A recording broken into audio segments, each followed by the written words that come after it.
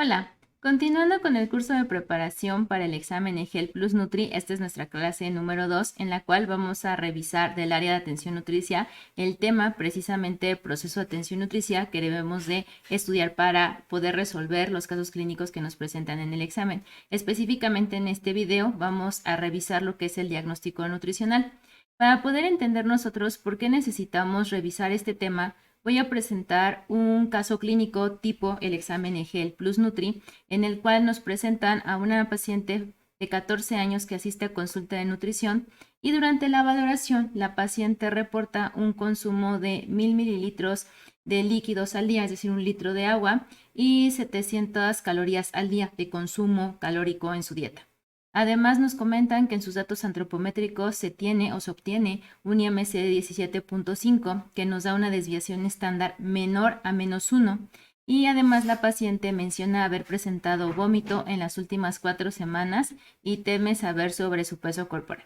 Entonces, una vez que tenemos esto, nos dicen en el caso que con base al proceso de atención nutricia, cuál es la etiología de nuestra paciente. Para poder resolver nosotros esto, nos van a dar las siguientes posibles respuestas. Tenemos que en el inciso A nos mencionan si la etiología es un gasto energético incrementado. En el inciso B nos mencionan si la etiología es la disminución en la ingestión de alimentos y en el inciso C nos comentan si es un miedo a ganar peso y asociado con la presencia de vómito que nos reportaban en el caso clínico. Entonces, para poder nosotros resolver este caso, pues vamos a revisar precisamente la parte de diagnóstico nutricional del PAN, que es como nos lo piden en el caso clínico tipo EGEL. Entonces, como ya habíamos nosotros revisado en el video 1 que pertenece a esta área, hablamos sobre el paso de evaluación del estado nutricio, que es el primer paso que nosotros realizamos. Siempre para poder darle solución nosotros a un caso clínico, pues debemos de utilizar todo lo que nos dice la evaluación del estado nutricio, desde antropometría, bioquímicos, clínicos, dietéticos, actividad física y cuestiones emocionales. Una vez que nosotros tenemos todos estos datos, los vamos a analizar para poder nosotros obtener un diagnóstico nutricional.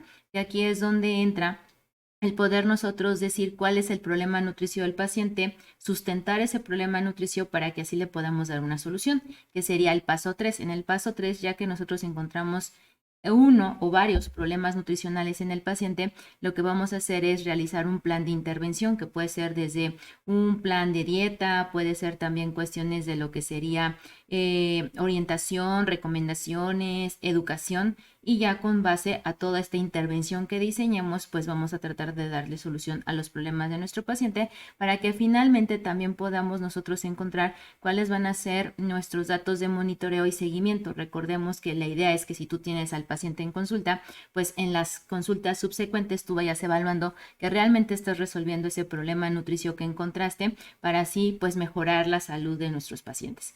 Entonces nosotros en este video, vuelvo a repetirlo, nos vamos a centrar únicamente en el diagnóstico nutricional. Entonces, hablando de diagnóstico nutricional, como ya comentaba, primero necesitamos nosotros haber obtenido toda la información de la evaluación nutricia, es decir, vuelvo a los indicadores, antropometría, dieta, cuestiones clínicas, cuestiones bioquímicas, y ya que nosotros tenemos toda esta información, la vamos a analizar y vamos a identificar y describir cuáles son los daños o riesgos que nuestra paciente o nuestro paciente está presentando para así encontrar el problema nutricio.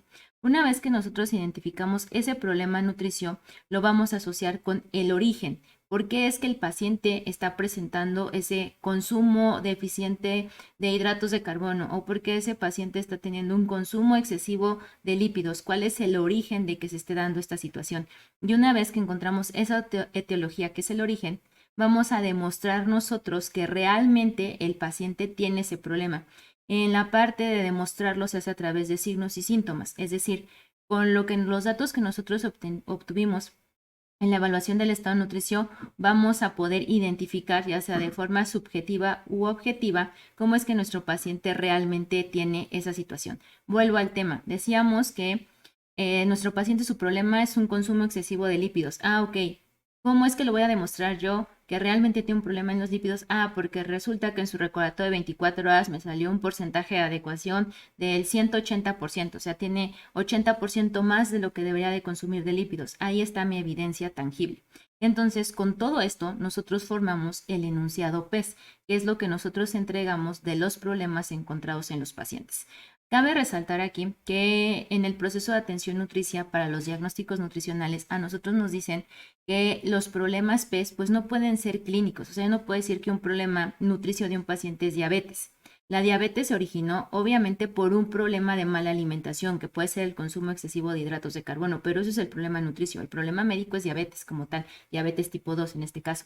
Entonces, nada más es importante recalcar que en los PES no va un diagnóstico clínico. Ahora, en el examen EGEL sí les pueden pedir a ustedes, bueno, resulta que el paciente tiene tales datos de laboratorio, ¿no? Bioquímicos. Dime qué diagnóstico médico tiene. Pues ahí sí yo puedo decir, sabes que el paciente porque tiene los niveles de glucosa por arriba de 126 miligramos sobre decilitro en ayuno, tiene diabetes. Eso sí lo podemos hacer, pero hay que saber diferenciar cuando estamos hablando de los PES que cuando estamos hablando de apoyar o decir un diagnóstico médico a través de ciertos indicadores. Ahora, ya que entendimos esto, vámonos al formato específicamente PES. El formato PES, que es el que nos dice los problemas de nuestros pacientes, está conformado, como ya los mencionaba, por un problema que va a describir la alteración nutricional de nuestro paciente. Pueden ser muchas las alteraciones nutricionales de un paciente. Una vez que ya coloque el problema, vamos a colocar la etiología, el origen, las causas, los factores, por qué está sucediendo ese problema. Y finalmente vamos a terminar con los signos y síntomas, que también, como lo comentaba, son los datos subjetivos u objetivos en los cuales yo voy a utilizar indicadores para justificar el problema que está presentando mi paciente, y además a través de estos signos y síntomas yo voy a poder tener un monitoreo y un seguimiento del paciente. Entonces, con estas cuestiones del problema, etiología, signos y síntomas, recuerden que vamos a armar nosotros nuestros diagnósticos PES. Ahora, específicamente del diagnóstico nutricio, para que nos quede más claro. Los diagnósticos nutricios, esa P del problema, pueden ser de ingestión, pueden ser clínico o pueden ser conductuales. En cuestión de la ingestión, estaríamos hablando de un consumo excesivo o deficiente. ¿De qué? Pues de los nutrimentos. Puedes tener un consumo energético excesivo, puedes tener un consumo deficiente de hierro, puedes tener un consumo deficiente de proteína, un consumo excesivo de lípidos, etc. Entonces pueden ser nuestros problemas orientados a ingestión. También pueden ser clínicos. En la parte clínica estaríamos hablando de problemas clínicos asociados con la parte nutricia. Un problema nutricio podría ser desnutrición, sobrepeso, obesidad.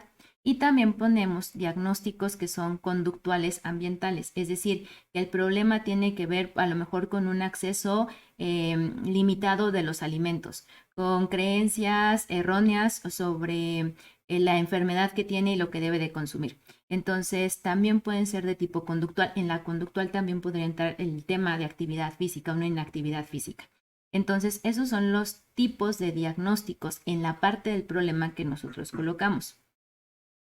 En la parte del problema, como ahorita lo comentábamos, entonces, para poder decidir cuántos son, cuáles voy a escoger, si van a ser clínicos, conductuales o si van a ser en cuestión de lo que serían de nutrición propiamente de excesos o deficiencias de nutrimentos, pues nosotros primero tenemos que identificar los resultados que medimos y que sean realistas a través de lo que sería este problema. Es decir, yo estoy viendo que realmente en la evaluación del estado nutricio obtuve este problema y que lo puedo cambiar a través de un plan de intervención nutricional.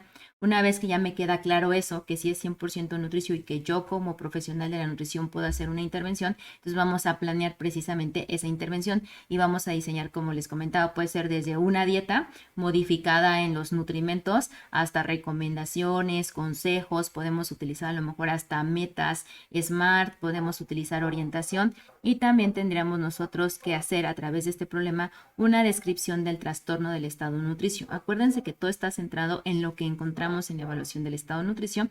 Y por último, pues tendríamos que saber que ese problema también se puede monitorear y se puede evaluar. Una vez que nosotros tenemos esto, nos vamos a la etiología, que de hecho es el punto central que tenemos en el caso clínico que estoy presentando.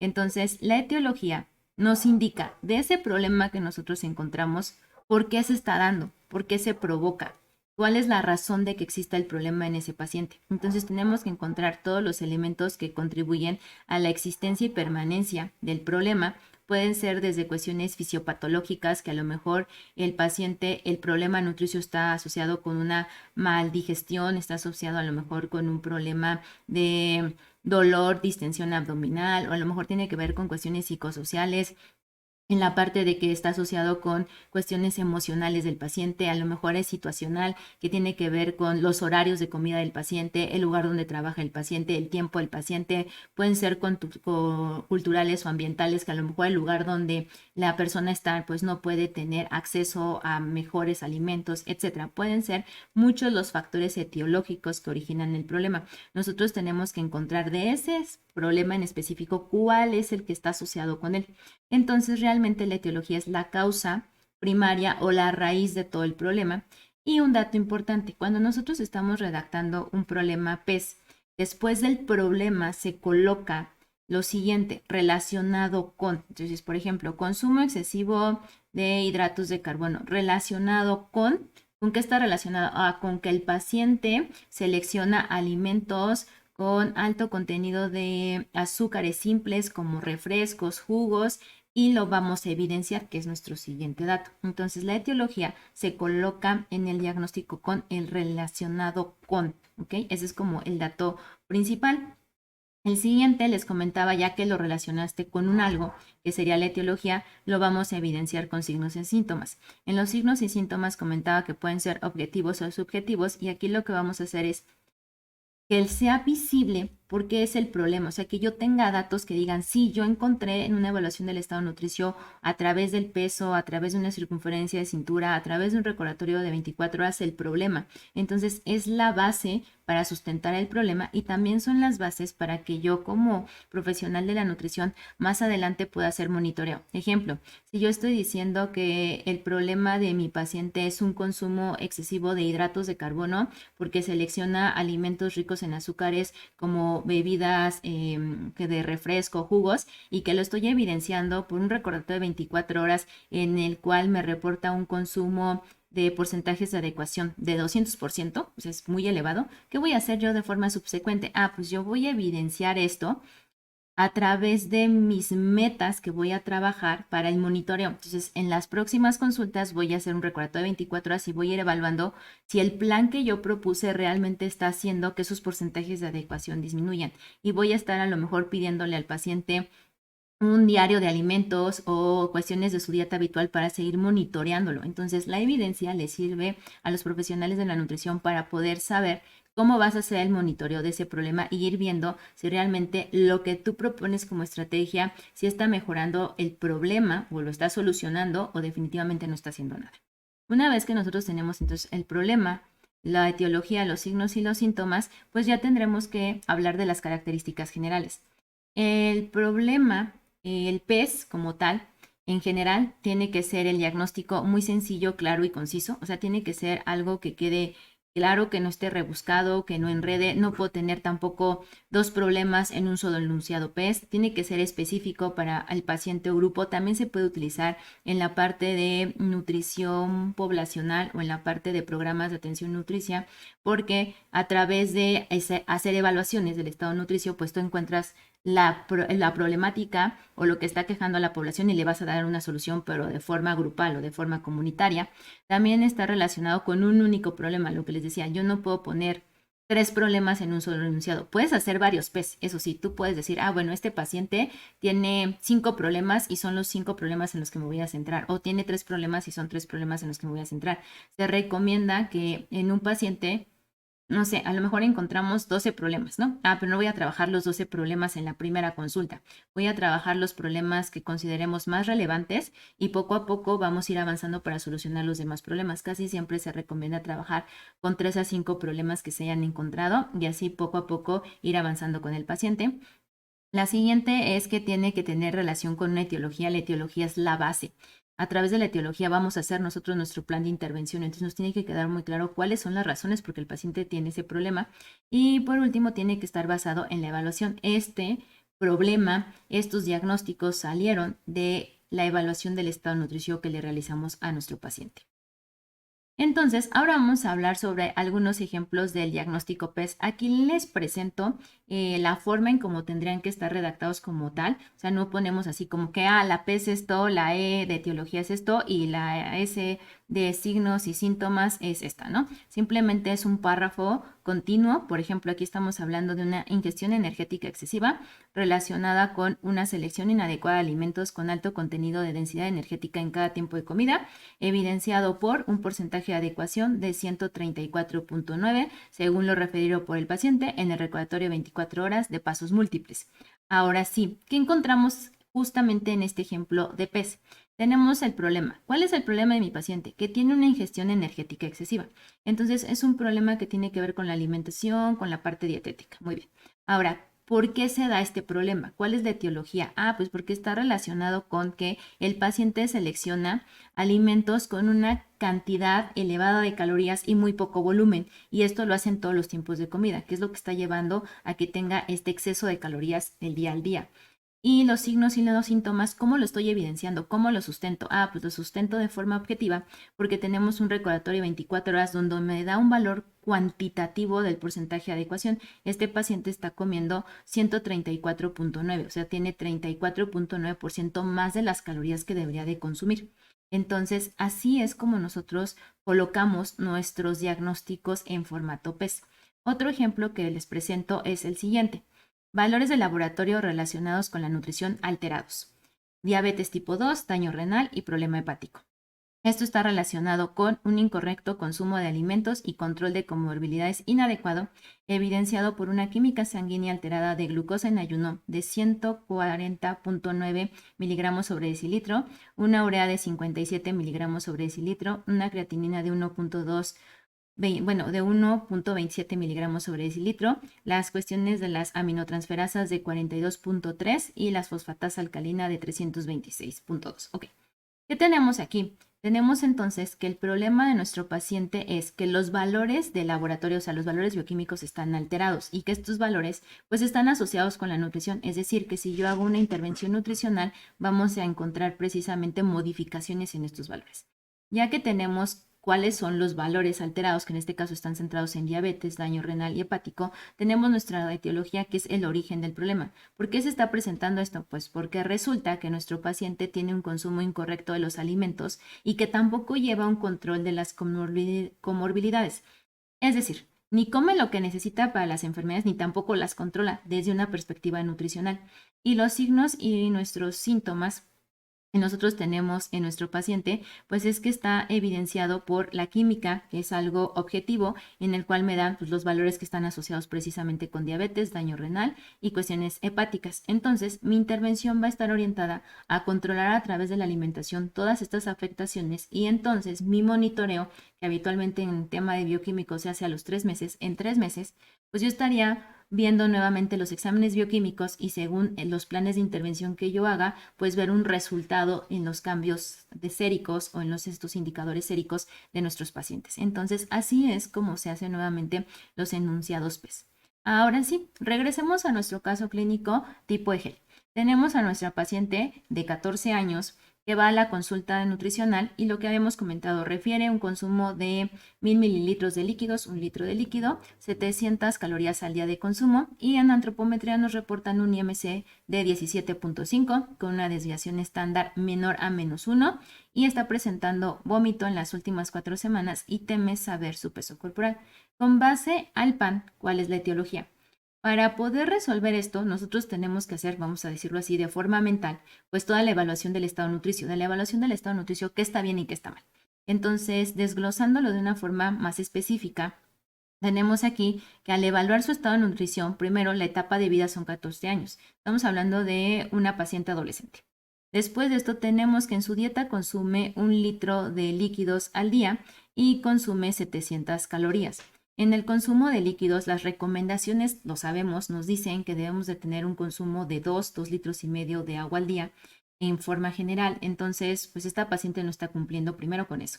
Después, su consumo es de 700 calorías. En promedio, también las guías y las recomendaciones comentan, pues más o menos una adolescente debería de estar consumiendo 2000 calorías, 1800, 2200, o sea, mucho más de 700, sí. De hecho, Las normas nacionales en México mencionan que nadie deberíamos de consumir menos de 1200 calorías, menos los adolescentes. Entonces, en esta parte nos queda claro que el consumo calórico está muy por debajo de lo que requiere.